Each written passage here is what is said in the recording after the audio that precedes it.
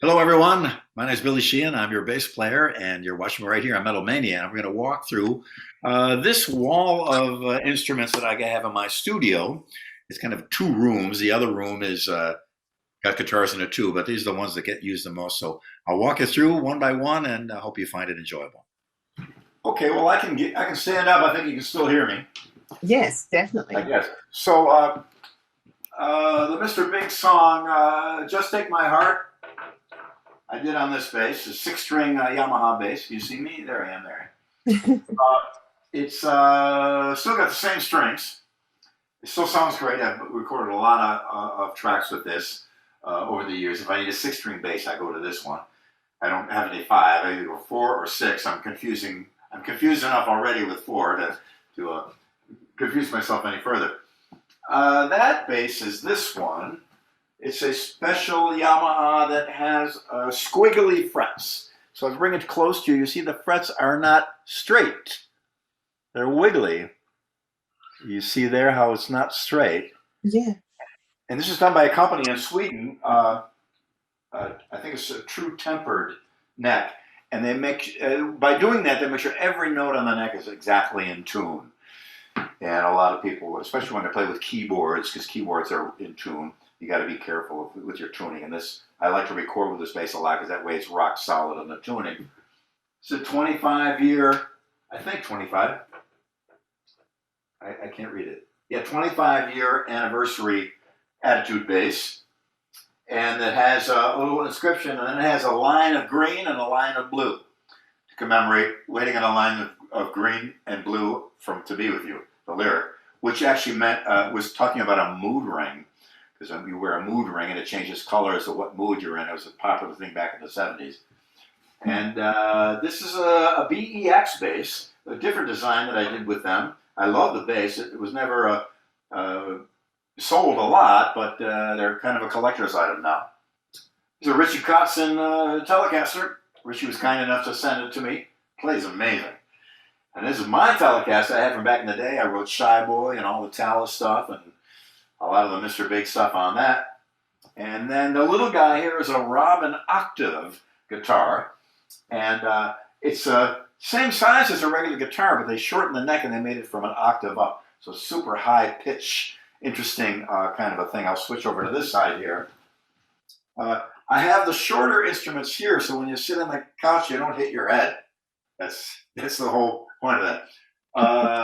The Kayla U bass, it's just kind of a ukulele bass, but it actually sounds a lot like a stand-up bass in some respects. Pretty interesting. This is just some junk here. This is a shred nut that you can practice your left-hand technique while you're in the car.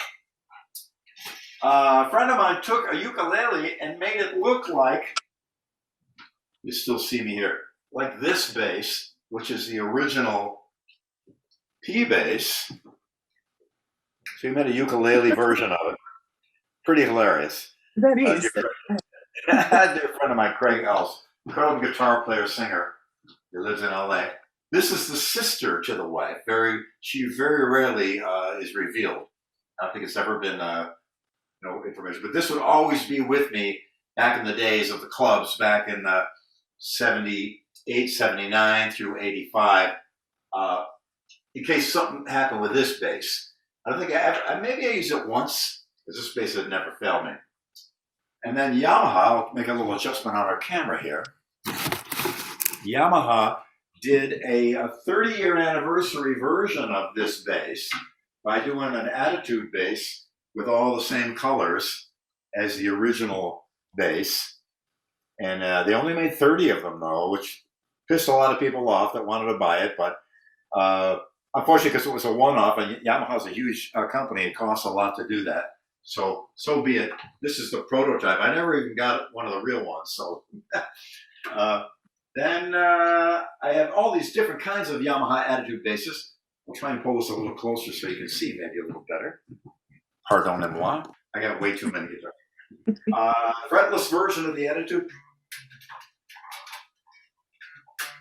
A graphite neck. Very nice 8-string version of the Attitude. Probably not a tune. A with a full articulated human skeleton on the fretboard. That's obviously a custom shop thing. Straight up black attitude bass, stock. A friend of mine, a dear friend, Jamie Millard, he's a great bass player, and he knows I didn't have any of the cheap versions of the attitude bass, so he got a couple of them for me. These aren't the full-on top of the line version, but they play great and they're really nice. So I keep trying to talk Yamaha into making the cheap bass again, because these basses are expensive, and I feel bad, but that's the cheapest that a huge company like that can do it if they're using the proper woods. And the luthiers that have building these and assembling these are the best in the world in Hamamatsu, Japan. So they're rightfully expensive. They will last you a lifetime. But the cheaper ones, for people that can't afford them, I think that's a cool thing. Yeah, 2 or 3 of them here. The original prototype, the number 2 prototype of the attitude bass. A couple of red ones. A few others down there. There are variations on a theme. I'll jump ahead to my double neck, which is a beast. It weighs a lot. It's but it plays amazingly, and it plays a super low BEAD, which is the last 4 strings of a 5 or 6 string bass.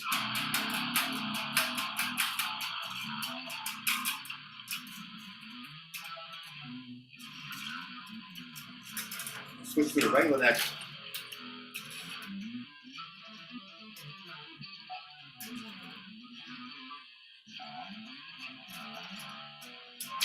And back to the other one if you want. So it's a really, I use it a lot with Sons of Apollo because most everything we record is in the low range. But once in a while we do something in the normal range, and I jump to that instrument there. And then, as I said, on the other side, but the cord to my audio won't reach if I take the laptop over there. So sorry.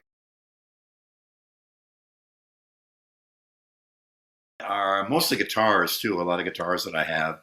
A lot of 12-string baritone guitars, which are really cool. It's a 12-string guitar tuned way down lower, 5 frets lower than a regular guitar is tuned. So when I first got one, that's why I did my first solo record, because there was a guitar I could really sing to because I got a low voice, and so singing along with that was way easier for me. So that was one of the inspirations of why I started doing the 3 solo albums. Oh, and related to that is a Fender Strat, but it's a baritone Strat, so it's tuned down. So it's tuned in the baritone tuning, which is B-E-A-D, F sharp B, as opposed to E-A-D-G, B-E. So it's got this big, heavy, swampy, giant sound to it. And the 12 strings are like that, only more so because they're 12 strings. So I got a lot of instruments, but I don't have a lot of real collector's items or expensive instruments. A couple, but not many. Most of my instruments are utilitarian. I really use them. They've served a purpose and served me well through the years. So I don't have any like $10,000 Les Pauls or anything like that, or $8,000 Stratocasters. It's generally within range for your average person price-wise, but they all mean a lot to me. And now that we live here in Nashville, Tennessee, I've got room to have all of them out of the cases and available to me all the time. So that's a real blessing that I can have that, because at any given time, I just grab a bunch of acoustic guitars too that I really love, sit down and play and hang out. My friends come over and pick up instruments and we play. So it's great having them all at arm's length, as opposed to in a storage unit in LA somewhere. So it was one of the advantages of being here in Nashville in my situation. So I'm glad about that. Okay, and can I ask which one of them is your favorite? It's hard to say. I would have to automatically default to the original Fender because that started it all. All the modifications I did on that, I then later did on the attitude basses, only correctly this time. So the craftsmen in Japan did it right. I was on my living room floor with a hammer and chiseling. My mom had to vacuum up the wood chips afterwards when I put that pickup in. So they're done right. But all the attitude basses are just a dream to play, and they're wonderful. Every time someone brings one to me at a gig or after a show, I always look down the neck and straight as an arrow. Really great.